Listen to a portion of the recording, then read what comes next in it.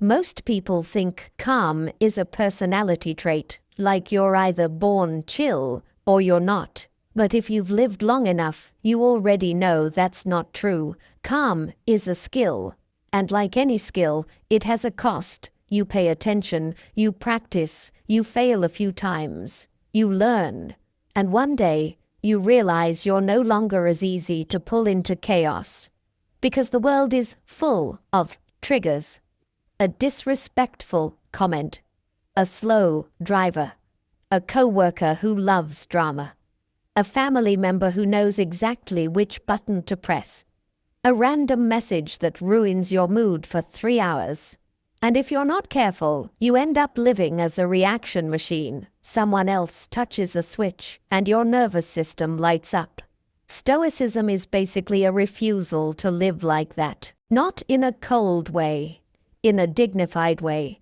The Stoics weren't trying to become emotionless statues. They were trying to become free. Free from being controlled by what people say, what people think, what happens on the outside, and even what happens inside, those sudden waves of anger, insecurity, impatience, and fear. And what I love about Stoicism is that it doesn't require a perfect life to work. It was built in the middle of real pressure. Epictetus was born into slavery. Seneca lived with political danger over his head. Marcus Aurelius carried the weight of an empire while dealing with sickness, betrayal, war, and loss. They weren't writing from a peaceful vacation. They were writing from the arena.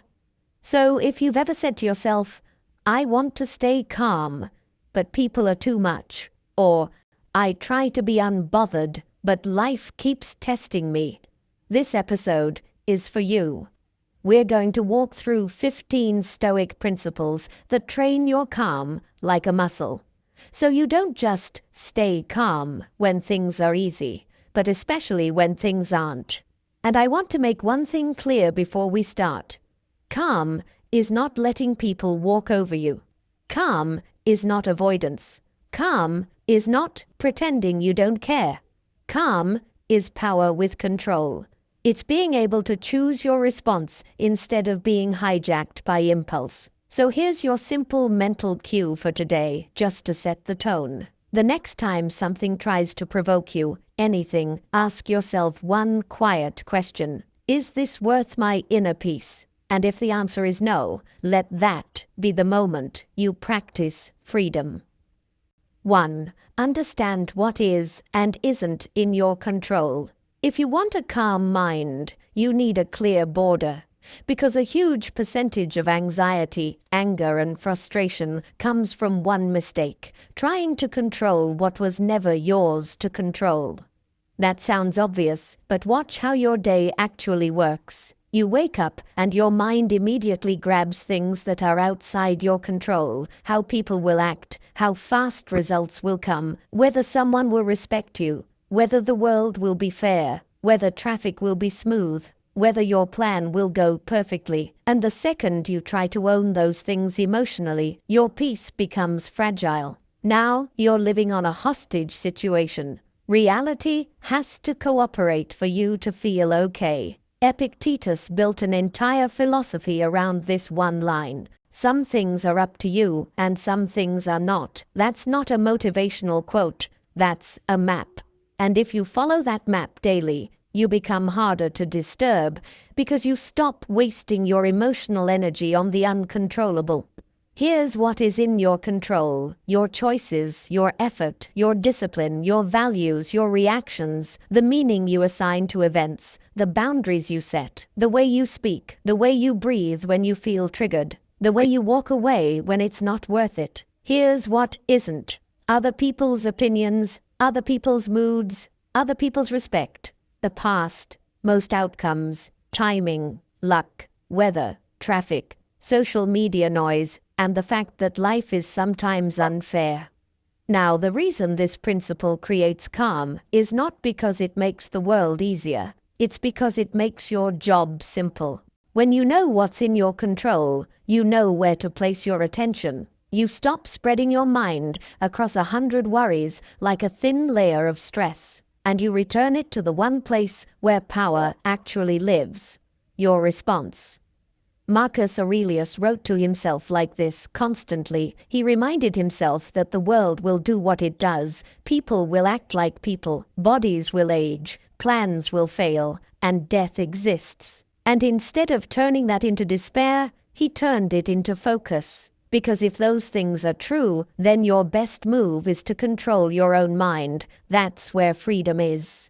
Let me make it feel real with a normal situation. Someone disrespects you. The impulse is to control their behavior, make them see your value, make them apologize, make them understand. But you can't control that. What you can control is your standard, your boundary, your composure, your decision to not beg for respect, your decision to respond with clarity or to walk away. That shift alone can keep your dignity intact. Or think about a setback. Most people react by panicking about the outcome. Now everything is ruined, but the outcome was never fully in your hands. What is in your hands is your next action, your ability to adjust, your willingness to continue, your patience with the process. Calm comes back when you stop trying to control the whole future and focus on the next right move. This is why Stoicism works. It doesn't ask you to control life. It asks you to control your mind inside life. So here's a practice you can actually use today. When you feel yourself getting pulled into frustration, pause and label the problem with one sentence. Is this in my control? If the answer is no, release it. Not emotionally overnight, but mentally in that moment. Then ask, what is in my control right now? And put all your energy there. One action, one decision, one calm response. That's how calm becomes a habit. And here's the question to sit with before we move on. What is one thing you've been carrying emotionally that has never been in your control? And what would change if you dropped it today? 2. Detach your emotions from external events. Have you ever noticed how one small event can steal an entire day from you? A tone in someone's voice, a rude comment, a plan changing at the last second, a message left unseen. Something minor happens outside you, and then something major happens inside you. Your chest tightens, your mind starts arguing, your mood shifts, and suddenly you're living in a different world. This is one of the deepest Stoic skills, learning to separate the event from the emotional storm you attach to it. Because the event is usually simple. Someone said something, something broke, something didn't go your way. That's it. The rest, the anger, the humiliation, the anxiety, the obsession, is the story your mind creates around it. Epictetus said it in a way that's almost too clean. It's not things that disturb us, it's our judgments about things. People hear that and think it means you should just think positive. That's not Stoicism. Stoicism is not denial, it's precision. It's recognizing that between what happens and how you feel, there is an interpretation happening. And if you can see the interpretation, you can change your relationship with the moment. Jung, in a different language, would call it projection. The Stoics call it judgment. But it's the same human pattern. We don't just experience reality, we add meaning to it. And most of our suffering comes from the meaning we add. So what does it mean to detach your emotions from external events? It doesn't mean you become numb. It means you stop giving the outside world direct access to your inner world. You stop letting random moments decide your internal weather. Imagine the mind like a house. Events happen outside your house all day. Noise, traffic, weather, people shouting. If your windows are always open, your house is never calm. Detachment is closing the windows. You can still hear what's happening, but it doesn't invade you. Marcus Aurelius trained this in himself constantly. He'd remind himself that the world is full of people acting out their nature, some wise, some foolish, some kind, some selfish, and that his job wasn't to demand perfection from them. His job was to meet reality with reason and character. That's emotional detachment, not expecting the world to babysit your peace. Now let's make it practical in everyday terms, because this is where most people fail. Someone cuts you off in traffic. The event lasts 2 seconds, but the emotion can last 30 minutes. Why? Because your mind turns it into a personal insult. How dare they? You start imagining their character, their intention, their disrespect. But you don't actually know anything. The event was just a car moving into your lane. Detachment means you refuse to build a story that steals your energy. Or someone criticizes you. The event is a sentence, but your mind turns it into a trial. They don't respect me. Everyone thinks I'm not enough. I need to prove myself. Detachment doesn't mean you ignore feedback. It means you separate useful information from ego pain. You take what helps you grow and you drop the rest. Here's the truth most people don't like. Your emotional suffering often comes from the demand that reality must be different for you to be okay. Detachment is you removing that demand, and there's a powerful kind of freedom inside that.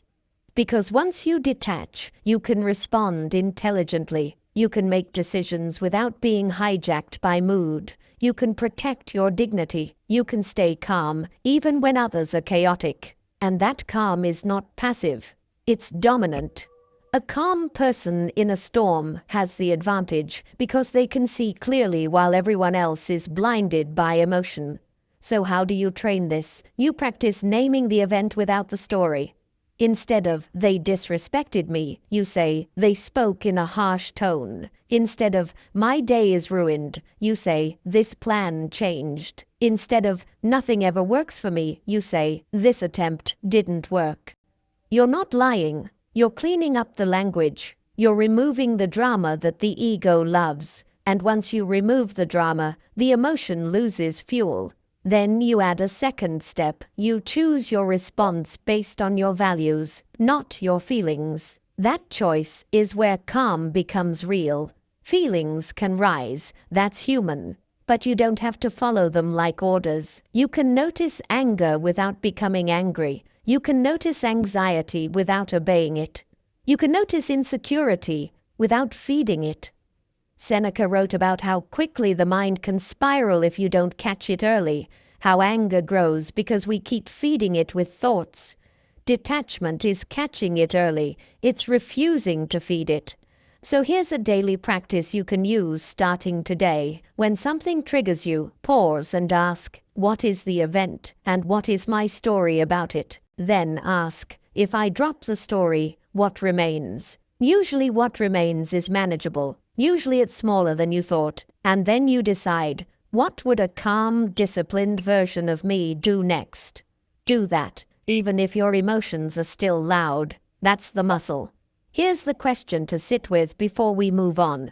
What external event triggers you the fastest? And what story do you instantly attach to it that turns it into suffering? 3. Master your inner dialogue. Most people think their biggest problem is the world outside them, the rude people, the pressure, the unfair timing, the chaos.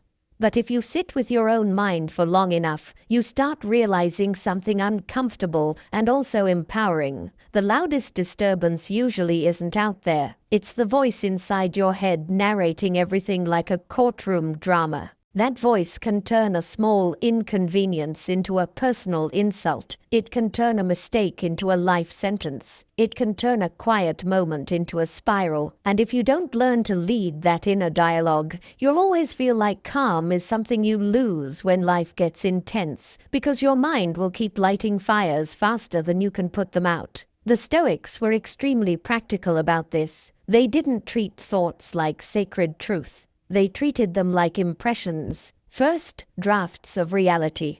Epictetus said you don't have to accept every impression that shows up. You can examine it, you can challenge it, you can refuse it. That idea alone is like taking your hand off a hot stove. Because most people don't examine their inner dialogue, they obey it. Here's how it usually goes. Something happens, someone ignores you, plans change, you make a small mistake, and your mind instantly starts talking. That's disrespect. You're falling behind. This always happens to you. You're not good enough. You need to prove yourself, and it sounds like you, but it's not you. It's a pattern. It's a reflex. It's an old script. Marcus Aurelius wrote his Meditations as if he was coaching himself in real time, because he understood the mind can become your worst enemy if you leave it unmanaged. He didn't say, "I'll fix the world." He said, in effect, "I'll train my mind to meet the world." That's mastery of inner dialogue. You become the leader inside your own head. Now, this doesn't mean you try to think positive all day. That can become another kind of forcing. Stoicism is calmer than that. It's more like mental hygiene. You stop letting dirty thoughts sit there all day, contaminating everything. So what does a dirty inner dialogue look like? It's catastrophic language. This ruins everything. It's identity attacks. I'm stupid. I'm weak. I never change. It's mind reading. They think I'm a joke. It's time travel. I'll never recover. It's ego narratives. I have to win this. None of those are facts. They're interpretations. And interpretations can be replaced. A clean inner dialogue is simpler. It doesn't insult you. It doesn't exaggerate. It doesn't turn every moment into a story about your worth. It sounds more like, "This is frustrating. That was a mistake. I can handle this. What's the next step?" Let's respond with dignity. The difference isn't that the clean voice is happy. The difference is that it's useful. Seneca warned about how we suffer more in imagination than in reality. He wasn't saying imagination is bad. He was saying imagination becomes a weapon when it runs wild. Your inner dialogue is the handle of that weapon. If you grip it the wrong way, you cut yourself.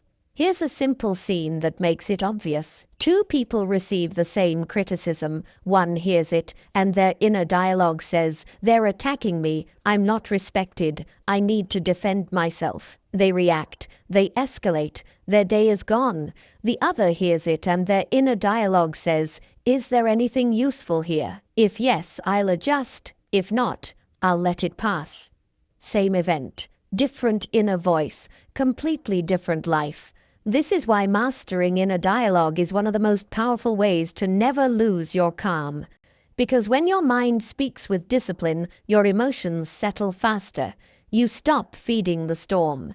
So how do you train it without making it robotic? Start by catching the first sentence. That's the one that sets the direction. When something happens, your mind's first line usually appears instantly. You can't always control that first line showing up. But you can control the second line. You can answer it.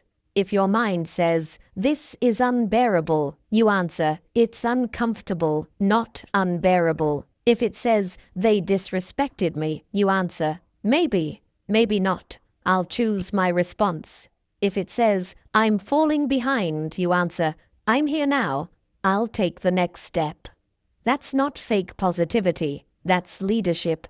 Over time, that second line becomes your default. And then something wild happens. You start experiencing fewer emotional explosions, not because life got easier, but because your inner voice stopped throwing gasoline on every spark. Here's the question to sit with before we move on. When you lose your calm, what does your inner voice usually say first? And what would change if your second sentence was disciplined? 4. Accept reality as it is, not as you wish it to be. A lot of losing your calm is really just losing a fight with reality. Not a fight with a person, not a fight with a situation, a fight with the fact that something is happening that you don't like, and the mind's first impulse is to argue with it. This shouldn't be happening. They shouldn't be like this. It should be easier by now. I shouldn't feel this way. Life shouldn't be unfair. That should is where calm goes to die. The Stoics understood something brutal and freeing. Reality does not negotiate. It doesn't care what you prefer. It doesn't adjust itself to your expectations. It simply is. And when you accept that, you stop wasting emotional energy resisting what already exists. Marcus Aurelius had a phrase that hits hard when you actually live it. Accept whatever comes woven in the pattern of your destiny. He wasn't saying, love everything that happens. He was saying, stop acting surprised that life is life. Because surprise is what turns problems into emotional crises. Acceptance is the opposite of surprise, and it's also the opposite of passivity. This is important. Accepting reality does not mean you do nothing. It means you start from truth. You stop arguing with the starting point. You stop pretending the facts should be different. You stop demanding that people be wiser, kinder, more rational than they are. You start from what is real, and then you act. That's why acceptance creates calm. Calm comes from clarity. Clarity comes from truth. Here's the simplest example. Something breaks. Your plans collapse. You miss an opportunity. You get delayed. Someone lets you down. If you accept reality, you say, okay, this is what happened. Now what? Your mind stays forward. You conserve energy. You solve. But if you don't accept reality, your mind begins to protest. Why me? This is unfair. This shouldn't happen. They ruined everything. That protest feels natural, but it's expensive. It burns your mental fuel. It makes you reactive. It pulls you into anger or self-pity. And while you're protesting, the problem still exists. Reality is still there, waiting. Seneca had this idea that suffering is often pain plus judgment. Pain might be unavoidable. Judgment is optional. Acceptance is you removing the extra layer. You're not denying pain. You're refusing to multiply it. Now, this principle is especially powerful in dealing with people because people are the easiest place to lose your calm. A person is selfish. A person is immature. A person is disrespectful, and your mind says they should know better. Sometimes they should, but they don't. And the more you demand that they become a different person so you can have peace, the more you hand them control over your emotional state. Stoicism says, accept people as they are, and then choose your distance, your boundaries, your response. That's acceptance. Because peace doesn't come from forcing reality to match your wishes. It comes from adjusting yourself to what is true. There's also a deeper layer, accepting reality inside yourself. Your emotions, your flaws, your limitations, your current season. Many people lose their calm because they're fighting their own inner experience. They feel anxious, and they say, I shouldn't feel anxious. They feel sad, and they say, I shouldn't feel sad. They feel tired, and they say, I shouldn't be tired. That inner resistance creates a second wave of suffering. Acceptance says, this is what I'm feeling, it's okay. Now, what's the wise next step? That question, now what, is a Stoic superpower. It keeps you out of drama. It keeps you out of victimhood. It keeps you moving with dignity. So here's how you train this without becoming passive. When something happens that you don't like, do a quick mental reset. This is the reality. I can either argue with it or work with it. Then choose one action that works with it. Even if it's small, even if it's just taking a breath before you respond, even if it's just stepping away for a minute. You're training your mind to start from truth, not from complaint. Because the calm person isn't the one who gets everything they want. It's the one who stops demanding that life bend to their preferences. Here's the question to sit with before we move on. What is one reality in your life right now that you keep arguing with? And how much calmer would you be if you accepted it and focused on the next move? 5. Choose reason over reaction. There's a tiny moment, almost invisible, right before you lose your calm. It's that split second where you feel the heat rise, your chest tightens, your jaw clenches, your mind speeds up. And in that moment, your body is basically making a proposal. React now, protect yourself, win this, say the thing, prove the point. Most people accept that proposal immediately. They don't even realize they're accepting it.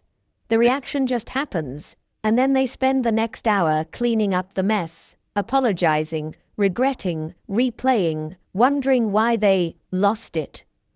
Stoicism is the art of not accepting that proposal. Reason doesn't mean you become cold or robotic. Reason means you choose what serves your long-term dignity over what satisfies your short-term emotion. It means you don't let a temporary feeling write a permanent sentence.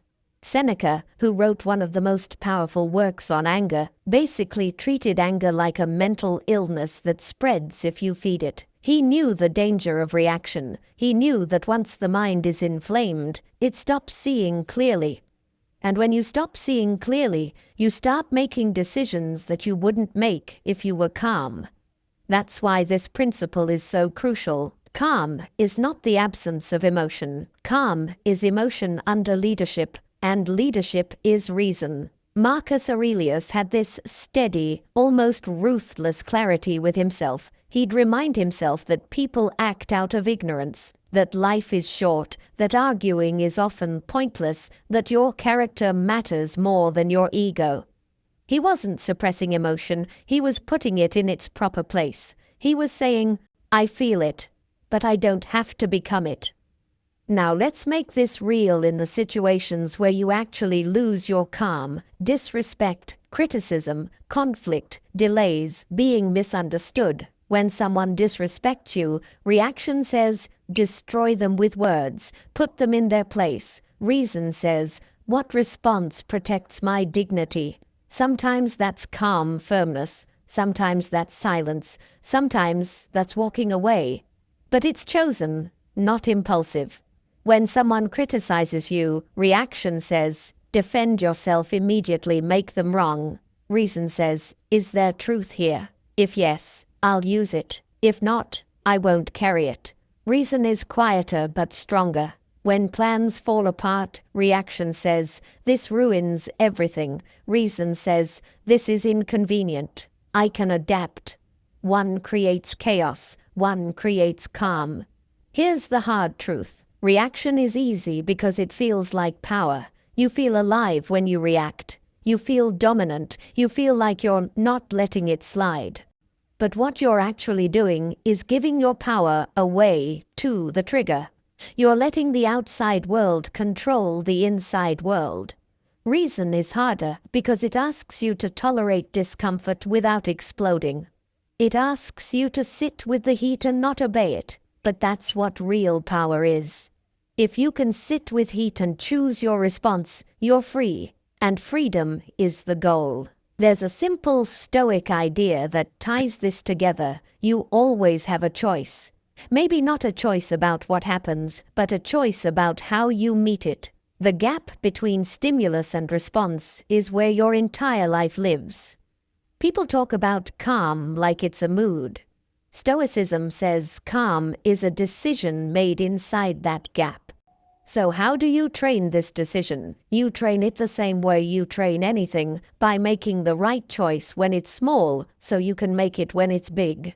Start with minor annoyances, the slow line, the small inconvenience, the mild disrespect, that moment when you want to roll your eyes, clap back, or get sarcastic. Instead, practice reason, breathe once, relax your jaw, and respond slower than your impulse wants to. It sounds almost too simple, but it's not simple when you do it consistently. It rewires you. It teaches your nervous system that you don't need to react to be safe. And when the big triggers come, the real disrespect, the real conflict, you'll have a trained habit to lean on. Here's a practice for today. When you feel the urge to react, delay your response by 5 seconds. Just 5. In those 5 seconds, ask one question. What does the best version of me do here? Then do that. Not what feels good. What is good? Because the calm person isn't calm because life is gentle. They're calm because they've trained themselves to choose reason over reaction. Here's the question to hold before we move on. What trigger makes you react the fastest? And what would change if you inserted 5 seconds of reason before you respond? 6. Do not take anything personally. If you can master this one, your calm becomes almost unfair.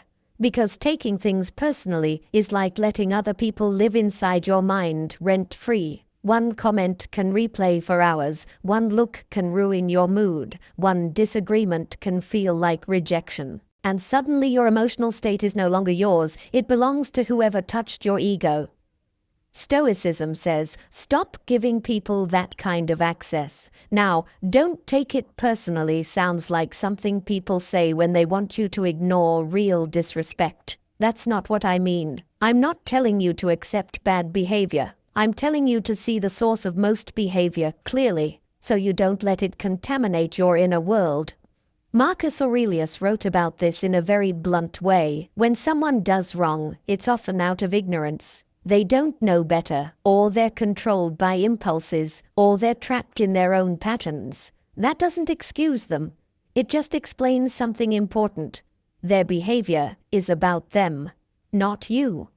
And when you truly understand that, you stop interpreting every moment as a verdict on your worth. Think about how many people walk around carrying invisible battles, insecurity, stress, shame, ego, childhood wounds, financial pressure, relationship chaos, health problems, a constant need to feel superior, a constant fear of being exposed. Most people are not calmly choosing their behavior, they're reacting to their inner world. So when someone is rude, it's often not a precise evaluation of you, it's a leak from their own internal mess. If you take that leak personally, you're basically drinking poison because someone else spilled it. Epictetus would tell you what other people do is not yours. Your job is your response, your character, your standard, your boundary, and once you anchor yourself there, you become almost impossible to disturb. Let's make it feel real. Someone dismisses your idea. Your mind wants to take it personally. They don't respect me. But pause. Maybe they're insecure. Maybe they're tired. Maybe they're arrogant. Maybe they're distracted. Maybe they genuinely disagree. You don't know. So why would you instantly turn it into a story about your worth? Or someone doesn't reply to your message. Your mind wants to take it personally. They're ignoring me. But again, you don't know. They could be busy, overwhelmed, anxious, careless, or just not that interested. Their behavior may have nothing to do with your value, and even if it does reflect their interest, that still doesn't define your worth. Taking things personally is a form of mental arrogance in a weird way. It assumes that everything people do is about you. Stoicism humbles that. It says, you are not the center of everyone's world. People are acting out their own stories. Now, here's the deeper layer. Even praise shouldn't be taken too personally, because if insults can destroy you, praise can control you. If your identity depends on being admired, then the absence of admiration will feel like death. Stoicism aims for inner stability. You do what's right because it's right, not because people clap, and not because people criticize. Seneca warned about living for the crowd. He understood that once you hand your peace to public opinion, you're never free. Today, that crowd isn't only the street, it's the internet, the workplace, the family group chat, the social circle. The principle still holds. If you take everything personally, you become emotionally dependent. So what's the alternative? You build an internal reference point. Instead of asking, how do they see me? You ask, how am I living? Instead of asking, did they respect me? You ask, did I respect myself? Instead of asking, did I win this moment? You ask, did I act with dignity? That shift changes everything. Because once your identity is rooted in your character, not in other people's moods, your calm becomes durable. And this doesn't mean you become naive. You can still set boundaries. You can still walk away. You can still call things out. But you do it without emotional collapse. You do it from steadiness. Here's a daily practice that works immediately. When something triggers you, say one sentence in your head. This is about them, not me. Then add one more sentence. My job is my response. It sounds simple, but it creates space. It pulls you out of ego. It puts you back in control. And here's the question to sit with before we move on. What's one thing you keep taking personally? And what would your life feel like if you stopped letting that thing define your inner state? 7. Practice emotional detachment. There's a difference between caring and clinging. Most people don't realize when they cross the line. They start with a normal human desire, respect, love, progress, recognition, a smooth day, and then the desire quietly becomes attachment. Now they don't just want it, they need it. They don't just prefer it, they depend on it. And the moment you depend on an external thing to feel okay, your calm becomes negotiable. Someone else can bargain with it. Life can steal it. A random event can break it. Emotional detachment is how you stop living like that. And again, Stoicism isn't asking you to become cold. It's asking you to become free to care without being controlled by what you care about. Epictetus had a clean way of framing it. Don't attach your peace to things you can lose. Because if you attach your peace to what can be taken, then you've volunteered to be disturbed. That's not fate attacking you, that's you placing your nervous system on a fragile foundation. So what does emotional detachment look like in real life? It looks like loving someone deeply, but not needing them to validate you. It looks like working hard without tying your self-worth to the outcome. It looks like receiving criticism without collapsing. It looks like hearing disrespect without needing to win an argument to feel strong. It looks like having ambition without desperation. Detachment is basically the ability to stay steady while life moves. Marcus Aurelius trained this as an emperor because he had to. Imagine being surrounded by people who wanted things from you, lied to you, flattered you, betrayed you, begged you, pressured you. If your emotions were attached to every opinion, every rumor, every reaction, he would have been destroyed. So he kept returning to the idea that the inner citadel is yours. Nobody enters without permission. That image is powerful. An inner citadel. A place inside you that stays standing no matter what happens outside. Emotional detachment is building that place. Now, the hardest part of this principle is that the mind confuses detachment with not caring. But detachment isn't lack of care, it's lack of dependence. You can care fully while keeping your center. In fact, detachment often makes you more effective because you stop reacting emotionally and start acting wisely. Think about conflict. When you're attached to being right, you argue like your life depends on it. You interrupt, you escalate, you become sharp, you become defensive. Your goal becomes victory. That attachment steals your calm. But when you detach, you can listen. You can respond slowly. You can choose whether the conversation is worth it. You can speak firmly without anger. You can end it without needing the last word. That's not weakness, that's power. Or think about relationships. When you're attached to someone's approval, you start acting in ways that betray you. You over-explain. You overgive. You tolerate disrespect. You shapeshift. Not because you're bad, but because you're afraid of losing them. Detachment is you saying, I care, but I won't abandon myself. That one sentence can save your life.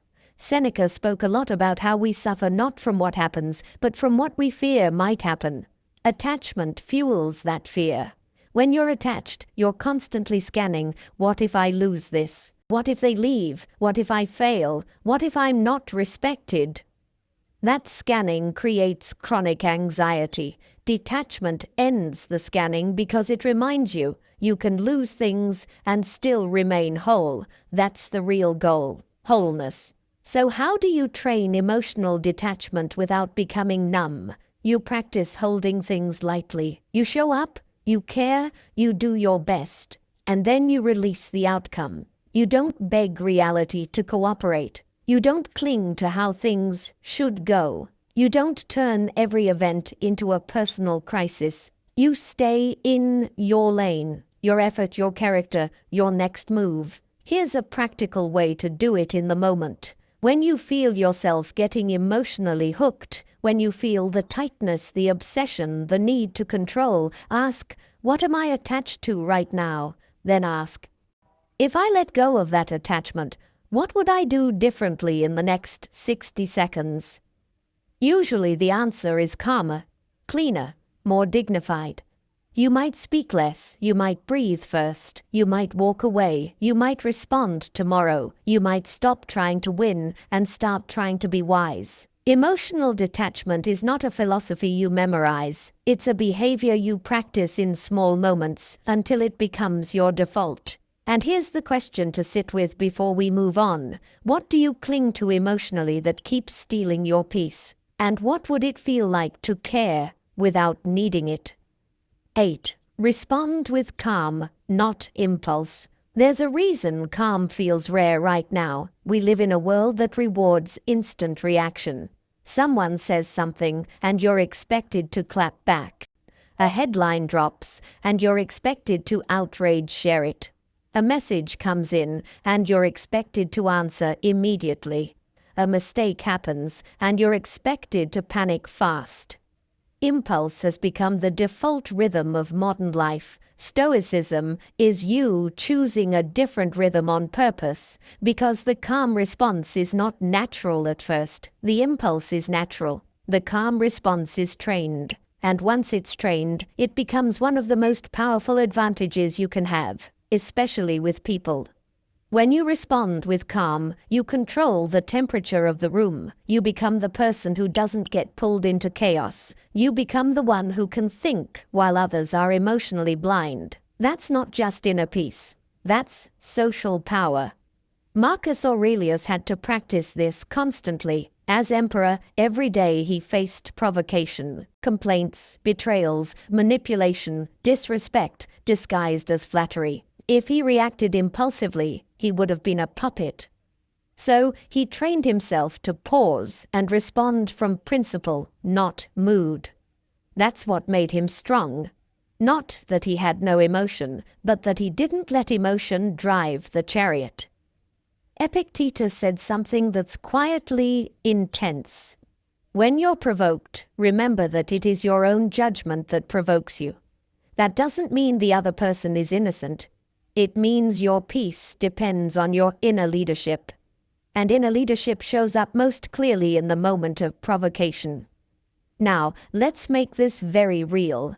Think about the last time you snapped. It probably wasn't a big planned decision. It was a moment, a tone, a look, a small trigger, and the impulse rose like a wave, and you surfed it without thinking.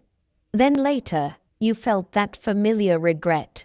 Why did I give that so much energy? That regret is proof that your impulse is not your true self. It's a reflex.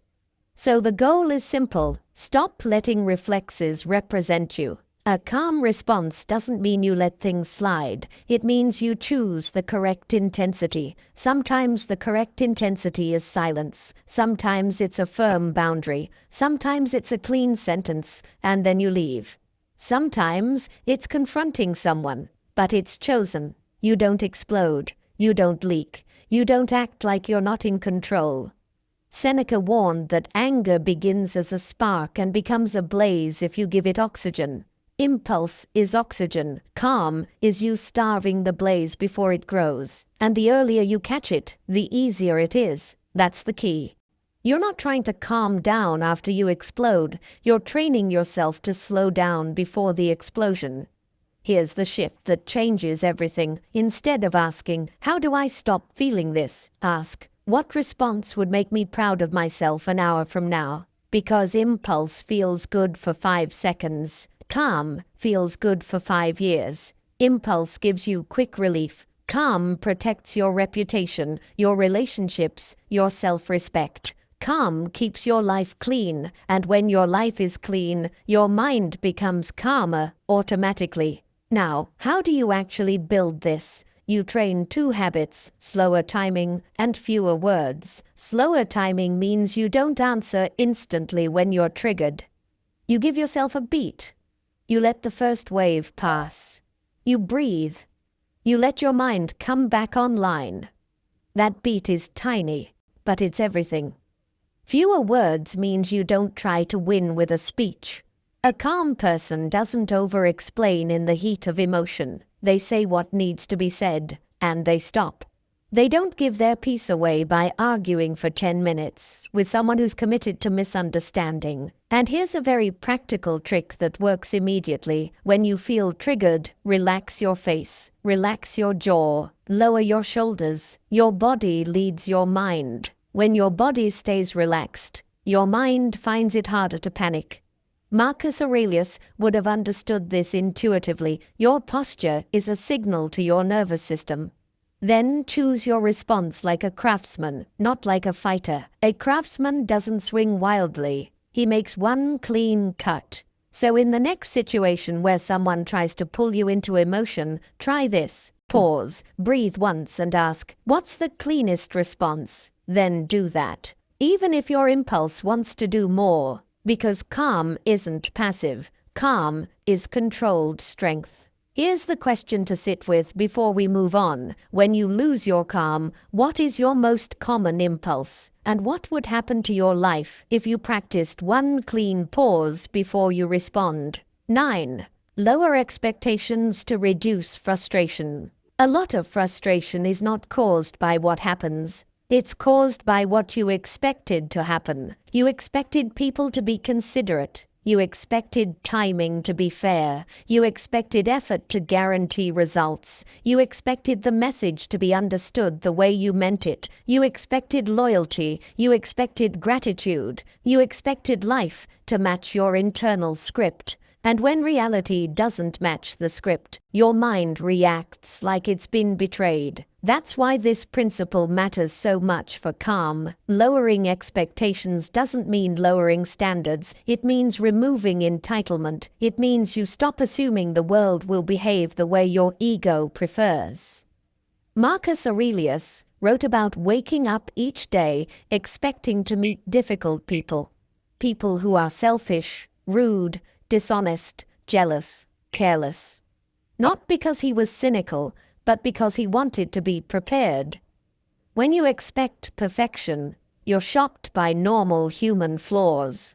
When you expect human nature, you stay calm. You keep your clarity.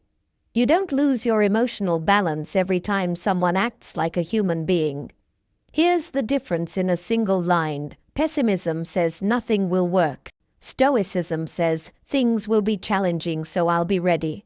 That's not negative. That's mature.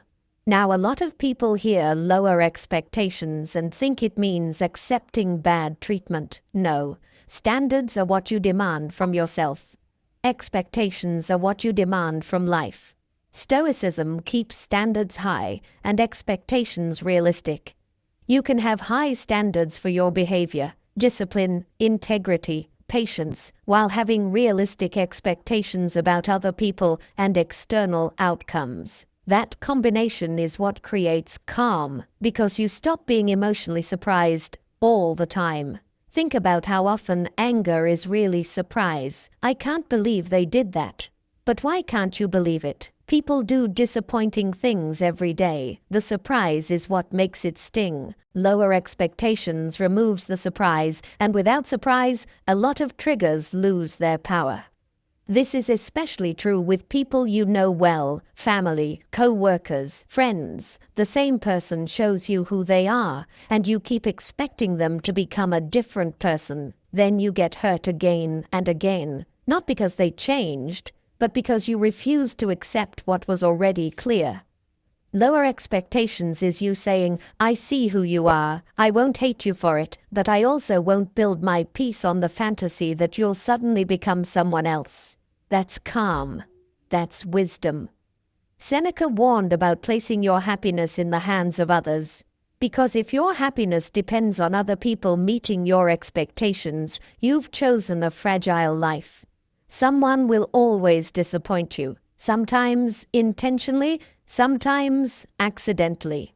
Detachment and lowered expectations protect you from that fragility. Now, let's bring this into daily life in a practical way. If you expect traffic to be smooth every day, you'll start the day annoyed. If you expect delay, you'll leave earlier and stay calmer. If you expect everyone to be fair, you'll be constantly outraged. If you expect unfairness to exist, you'll focus on what you can control, your actions, your boundaries, your strategy. If you expect people to always appreciate you, you'll feel bitter often. If you accept that appreciation is inconsistent, you'll do what's right without needing applause. Lower expectations isn't about becoming numb, it's about becoming stable. And this principle has a hidden benefit. It makes you kinder, because when you stop expecting people to be perfect, you stop reacting to their flaws like a personal attack. You can still set boundaries, but you'll stop living in constant resentment.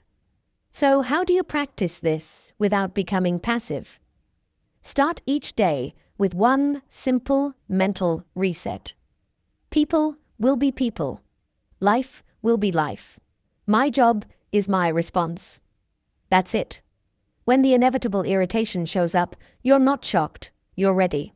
You can respond with calm because you are not mentally living in a fantasy. And then take it one step further. Lower expectations, raise preparation. Instead of expecting the day to be easy, prepare your mind to be steady. Instead of expecting people to be respectful, prepare your boundaries.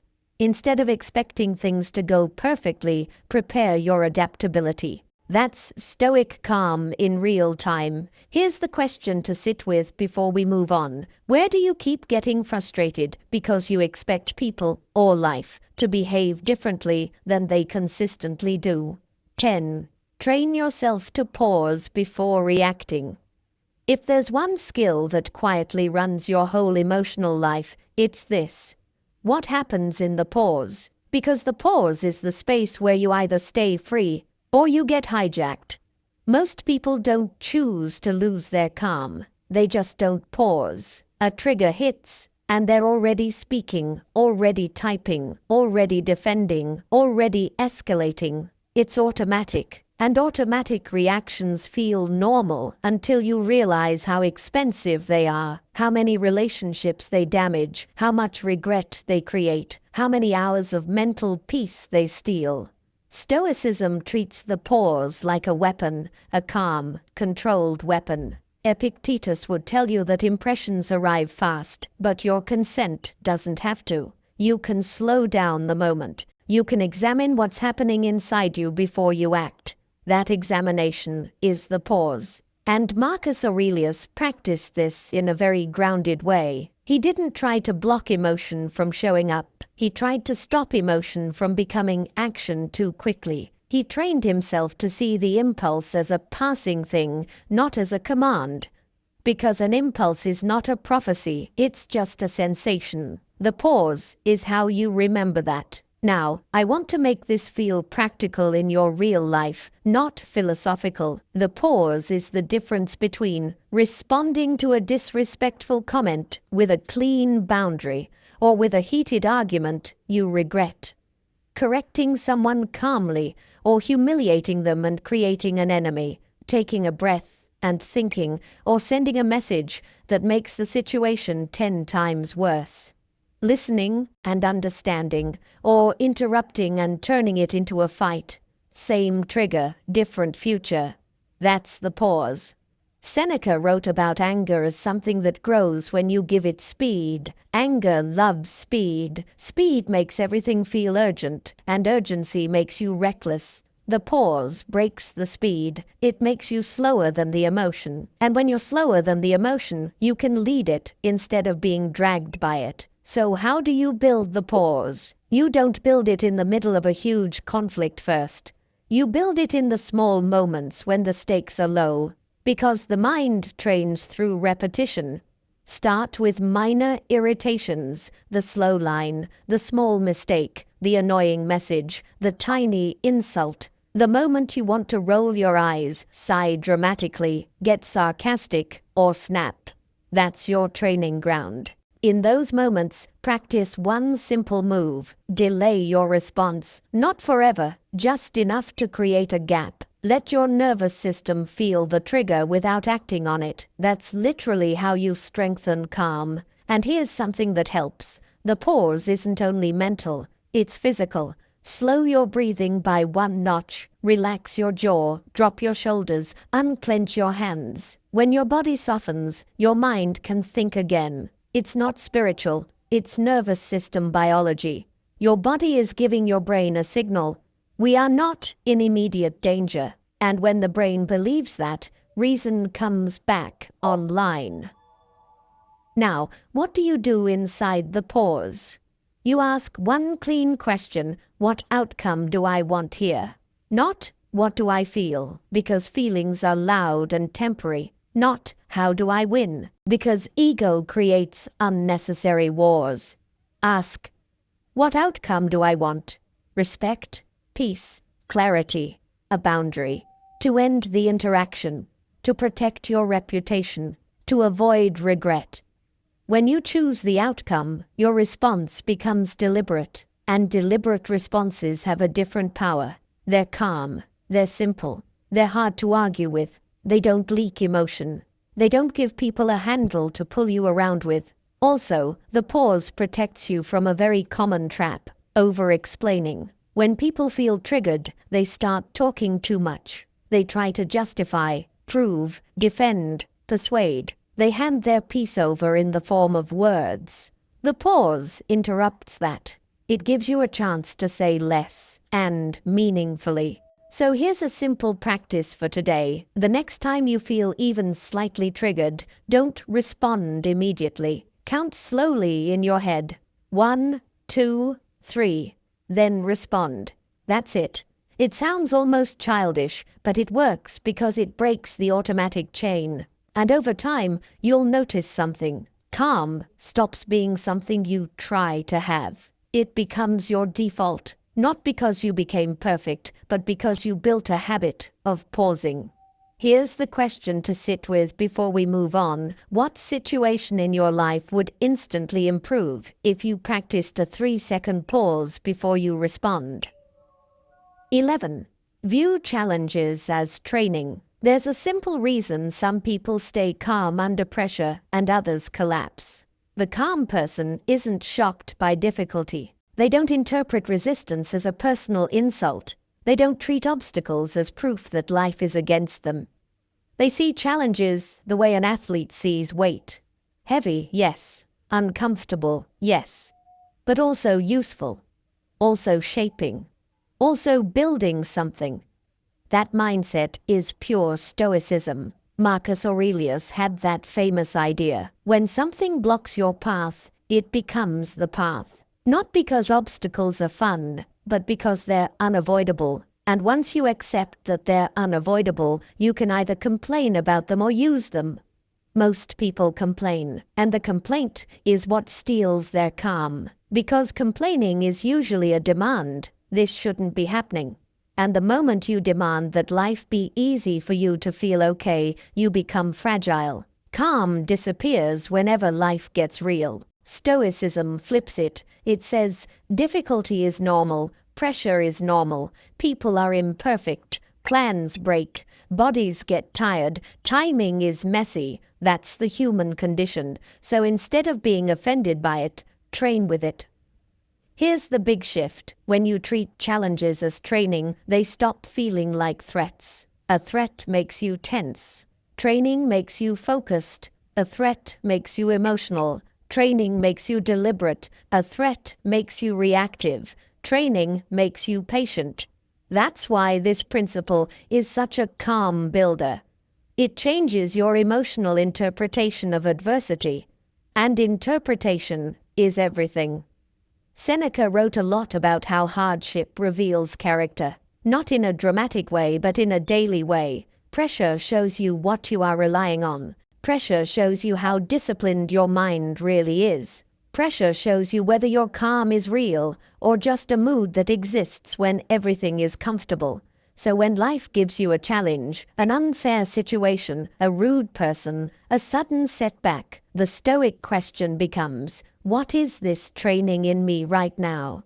Maybe it's training patience, maybe it's training self-control, maybe it's training humility, maybe it's training boundaries, maybe it's training courage, maybe it's training endurance. And the moment you ask that, you're no longer a victim of the moment, you're a student of it. Your mind moves from, why is this happening to me, to, what is this building in me? That switch alone can calm your nervous system. Now, this doesn't mean you should seek suffering or pretend to enjoy it. Stoicism isn't masochism, it's realism. It's understanding that suffering will show up whether you invite it or not, so you might as well make it useful. Think about the most common things that steal your calm: delays, criticism, misunderstandings, rejection, disrespect, uncertainty. None of these are rare. They're guaranteed. So if they're guaranteed, it makes sense to treat them like training scenarios rather than emergencies. For example, when someone is disrespectful, you can treat it as training in composure and boundaries. You don't have to explode to prove strength. You can respond calmly, or you can walk away, and you can keep your dignity. That's training. When your plan fails, you can treat it as training in adaptability. Instead of panic, you adjust. Instead of drama, you replan. That's training. When life feels unfair, you can treat it as training in focusing only on what you can control. You stop wasting energy on bitterness, and you put it into your next move. That's training. Over time, this mindset builds something powerful: resilience without bitterness. A lot of people become resilient, but they become hard and angry. Stoicism offers a different path: resilient and calm, strong and steady, capable and peaceful. So how do you practice this daily? You start small. When something annoys you today, instead of reacting, label it internally. Training. Just that word. Quietly. Then choose the response that a stronger version of you would choose. Not the response that feels emotionally satisfying, but the one that builds character. Because character is what keeps you calm when life is chaotic. And here's the question to sit with before we move on. What challenge keeps testing you lately? And if you treated it as training, what skill would you deliberately build through it? 12. Let go of the need to be right. If you want to see how quickly calm disappears, watch what happens when someone challenges your opinion. Even if the topic is small, something in the ego gets activated. You feel the urge to correct them, to prove your point, to win the exchange, to get the last word. And it's funny, because we act like we're defending truth. But most of the time, we're defending identity. We're defending the feeling of being intelligent, competent, respected. That's why the need to be right is so dangerous. It turns conversations into battles, it turns disagreements into personal threats, and it makes you lose your calm over things that don't actually matter. Stoicism asks a very sharp question: what matters more, being right or being at peace? Marcus Aurelius had a line that hits like a cold shower. If someone can show you that you're wrong, be grateful because you've improved. That's not natural for most people. Most people feel insulted when corrected. The Stoic feels upgraded. Not because they enjoy humiliation, but because they value truth more than ego comfort. And truth requires humility. Seneca also warned about arguing as a habit. Not because discussion is bad, but because many people argue to dominate, not to understand. They want the feeling of winning, they want control, they want superiority. And once you're attached to that feeling, you will find reasons to fight everywhere. Your calm will always be on the edge, ready to break. Letting go of the need to be right is you stepping out of that trap. Now, this doesn't mean you become passive or agree with everything. It means you stop treating every disagreement as a threat to your worth. It means you don't make your peace depend on other people admitting you're correct. Because if your peace depends on that, you'll never be peaceful.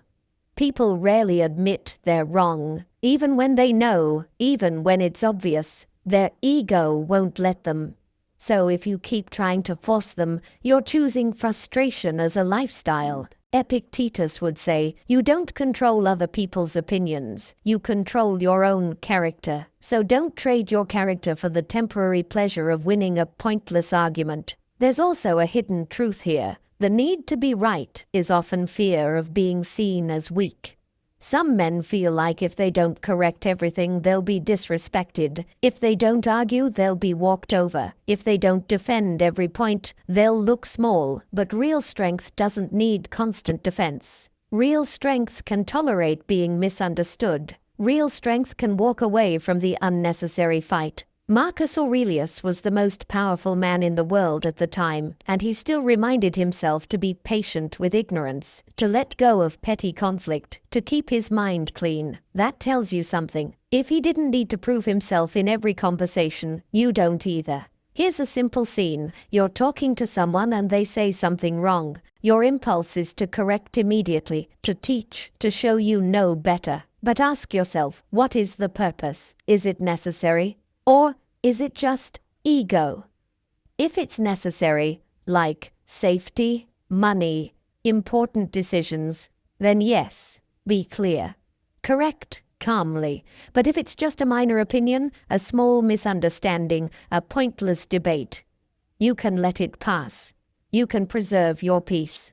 Because most arguments aren't about truth, they're about power. And if you refuse to play that game, you become calmer instantly. So how do you practice letting go of the need to be right? You practice saying less. You practice asking questions instead of making statements. You practice being curious, not combative. And you practice one powerful phrase internally. I don't need to win this. That phrase sounds simple, but it can change your whole emotional life. It releases you from the mental prison of needing the last word. It keeps your nervous system from escalating. It allows you to choose silence without feeling weak. Seneca would say that a calm mind chooses its battles, and most battles are not worth the cost. So here's the question to sit with before we move on. Where do you keep fighting to be right? And what would happen if you chose peace instead, just once today? 13. Accept people as they are.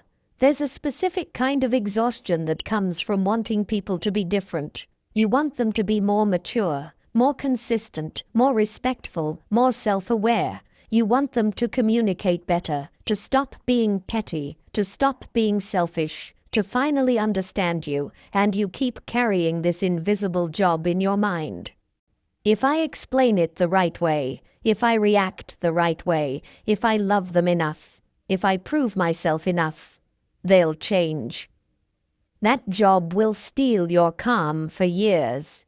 Stoicism offers a brutal kind of peace. Accept people as they are, and then choose how close they get to you. Marcus Aurelius wrote about this almost like a morning ritual. He reminded himself that he would meet people who are ungrateful, arrogant, dishonest, jealous, and irritable. Not because he hated people, but because he refused to be shocked by human nature. He understood that shock is the beginning of emotional chaos. When you expect people to be perfect, every flaw feels like betrayal. When you accept reality, you stay calm. Accepting people as they are doesn't mean you approve of them. It means you stop being surprised by them. And it means you stop negotiating with reality. Because here's the truth. Most people don't change because you want them to. They change when they're ready, when the pain of staying the same becomes bigger than the pain of growing. That's their journey, their timing, their responsibility. Your responsibility is your peace. Epictetus would say, Other people's behavior is not yours. Their opinions are not yours. Their choices are not yours. The moment you make their growth your mission, you give them control over your emotional state, because now you're invested in an outcome you can't control. That investment becomes frustration, and frustration becomes anger, and anger becomes loss of calm. So the Stoic move is simple. See people clearly, accept what you see, then decide.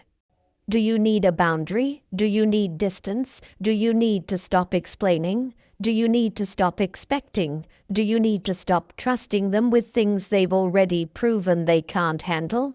Acceptance is the start of those decisions, and this is where a lot of people get stuck. They think acceptance means giving up on people, but it can actually be more compassionate than constant disappointment. Because when you accept someone's current nature, you stop forcing them to perform a version of themselves they don't have access to yet. You stop setting them up to fail, and you stop setting yourself up to be hurt.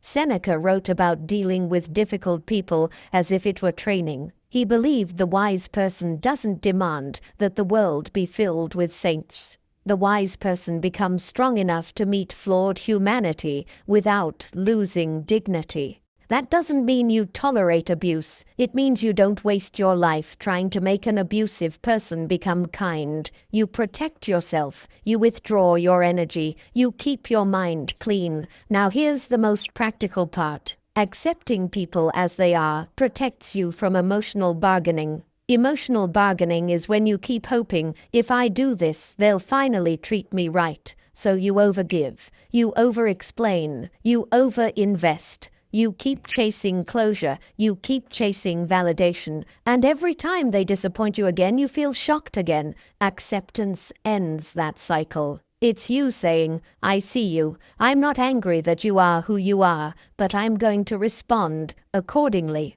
That response might be love from a distance. It might be limited access. It might be stronger boundaries. It might be a calm goodbye. It might be staying but no longer expecting. But it will be chosen, and choice is what creates calm. Let's make it personal. If there's someone in your life who keeps triggering you, ask yourself, am I losing my calm because of what they do? Or because of what I keep expecting them to stop doing?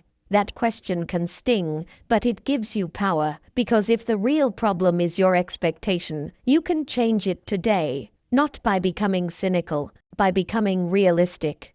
And realism is peace. So here's a simple practice for today. Think of one person who regularly frustrates you. In your mind, complete this sentence. This person is currently the type of person who, and be honest. Then complete this sentence. So, the wise way for me to interact with them is, that second sentence is where your calm returns. Because when you stop demanding that people become different, you stop bleeding emotional energy. And here's the question to sit with before we move on. Who are you expecting to change right now? And what would happen if you accepted who they are today and adjusted your boundaries accordingly? 14. Focus on inner peace, not external approval. A lot of people don't realize they're not actually chasing success. They're chasing permission. Permission to feel worthy. Permission to feel seen. Permission to feel safe. Permission to relax. And they try to get that permission from the outside. Likes, respect, attention, praise, validation, being understood, being admired. At that chase is exhausting. And it's one of the fastest ways to lose your calm. Because when your peace depends on external approval, you become emotionally dependent on things you cannot control.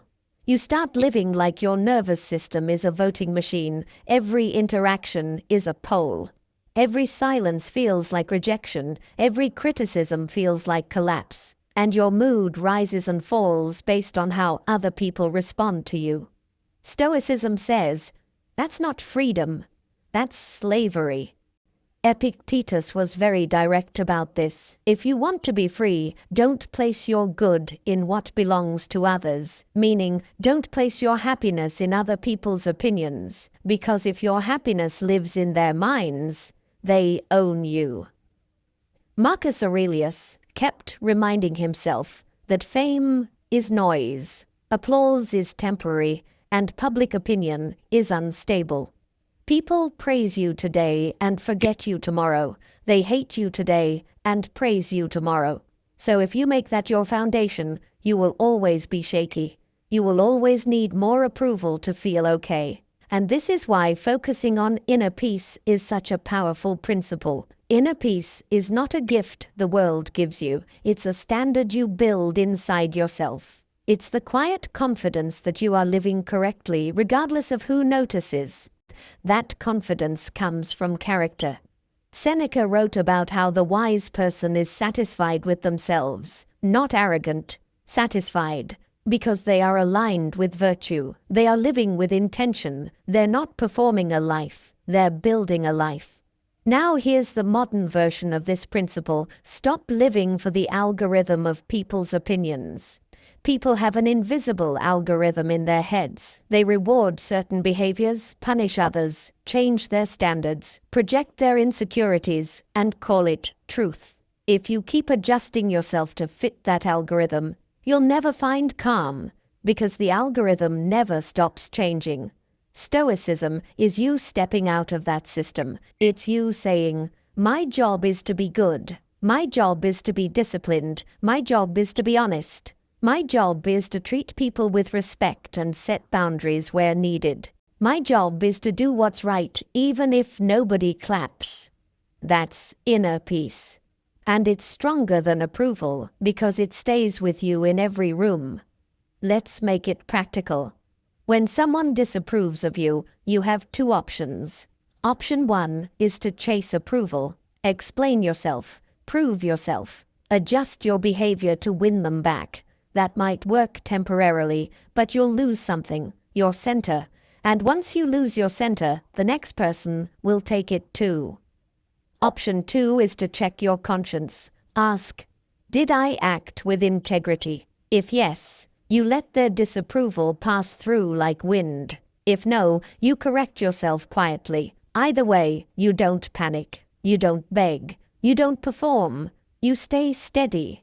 That steadiness is rare, and that's why it's powerful. The need for approval also shows up in subtle ways. Over-explaining, apologizing when you didn't do wrong, trying to be liked by everyone, avoiding hard conversations, staying silent when you should speak, speaking when you should stay silent. These are all ways the ego tries to secure approval to feel safe. But the Stoics would ask you, is approval worth the cost of your peace? Because the cost is always paid internally. So here's a practice for today that can change your life if you actually do it. Before you speak or act in a situation where you want approval, pause and ask, am I doing this to be respected or to be liked?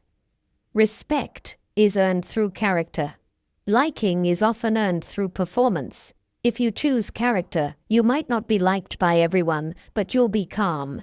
If you choose performance, you might be liked, but your peace will be fragile. Inner peace is the reward for living in alignment. And the strange thing is, once you stop chasing approval, you often earn more respect. Not because you tried to, but because calm self-respect is magnetic. People can feel it. They know you're not desperate. They know you're not begging for acceptance. So here's the question to sit with before we move on. Where are you still seeking external approval? And what would happen if you chose inner peace over being liked, starting today? 15. Remain steady, regardless of circumstances. This is the final test of calm. Not whether you can stay peaceful when life is smooth, but whether you can stay steady when life is loud. Because circumstances are always moving. People change their moods. Plans break. Money goes up and down. Health fluctuates. A day starts well and ends badly. Someone praises you, then someone criticizes you. If your inner state rises and falls with all of that, you'll spend your life on an emotional roller coaster. Always reacting, always recovering, always trying to get back to normal. Stoicism aims for something rarer, steadiness, not numbness, not pretending, steadiness. Marcus Aurelius described it like holding your ground, like being a cliff while waves crash. The waves are real, the water hits hard, but the cliff doesn't move. And the cliff doesn't move not because it's stubborn, but because it's rooted. That's what the steady mind is, rooted. Rooted in values, rooted in reason, rooted in the understanding that life is unstable, so your inner world must be stable. Epictetus would say that freedom is the ability to keep your will in harmony with reality, meaning you don't demand that the world be different for you to be okay. You demand that your character stays strong no matter what the world does. That's the deepest form of calm, when the outside can change without changing who you are. Now, this principle sounds big, but it's built in small moments. It's built when your plan gets interrupted and you don't throw a tantrum. It's built when someone provokes you and you choose dignity. It's built when you're tired and you still do the right thing. It's built when you're successful and you don't become arrogant. It's built when you fail and you don't become bitter. Steadiness is character under pressure. Seneca wrote about fortune like it's a wild animal. It can be kind one day and cruel the next. And if you build your peace on fortune, on outcomes, you will always be vulnerable. But if you build your peace on virtue, fortune can't touch it. You might lose things, you might suffer, but you won't be spiritually thrown around. That's why Stoicism is not just self-help, it's inner architecture.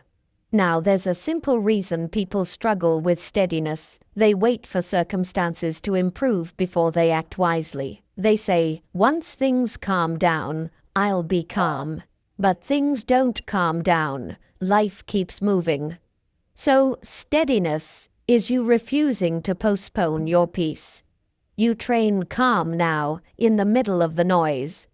And the way you train it is by returning to the same core principles we've been building in this episode. Control what you can, release what you can't. Pause before reacting, detach from ego, accept reality, and choose reason.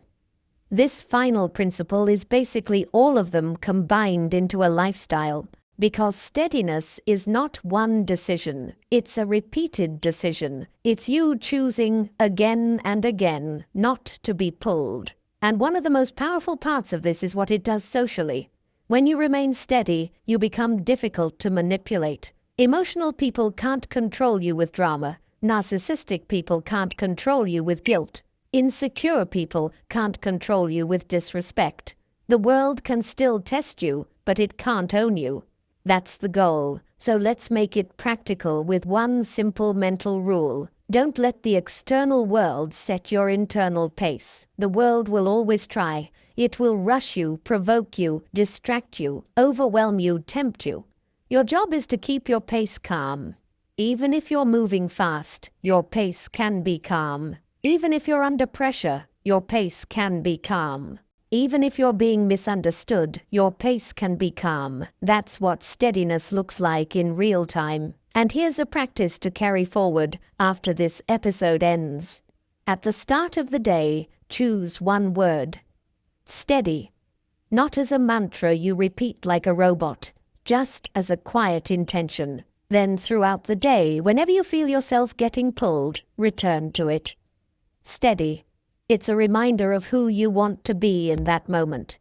Because the calm person is not the one with no problems. It's the one who refuses to become their problems. Here's the final question to sit with. What circumstance has been shaking you lately? And what would it look like today to remain steady inside it anyway? If there's one honest takeaway from everything we just walked through, it's this. Calm isn't something you have. It's something you practice until it becomes who you are. Because life won't stop testing you. People won't stop having moods. Plans won't stop changing. The world won't suddenly become gentle just because you decided to be peaceful. So the Stoic path is simple, and it's demanding in the best way. You stop waiting for calm to arrive from the outside, and you start building it from the inside. You build it every time you return to what you can control. You build it every time you refuse to attach your emotions to a random event. You build it every time you correct your inner dialogue instead of obeying it. You build it every time you accept reality, choose reason, and pause before you speak. You build it every time you stop taking things personally, stop chasing approval, and let people be who they are without letting them disturb who you are. And the beautiful part is that this kind of calm doesn't make you smaller. It makes you stronger. It makes you clearer. It makes you harder to manipulate and easier to respect. Because the person who can stay steady in chaos is rare, and the world can feel that steadiness. So here's your quiet challenge for today. Pick one moment that usually steals your calm, one trigger, one situation, one type of person, and decide in advance how you will respond next time. Not with anger, not with drama, with dignity, with control, with self-respect. 1% today. The next time life pulls on you, don't rush to react. Pause long enough to choose the version of you that you actually want to become. And maybe that's the whole Stoic promise in one line. The world can be loud, but you don't have to be.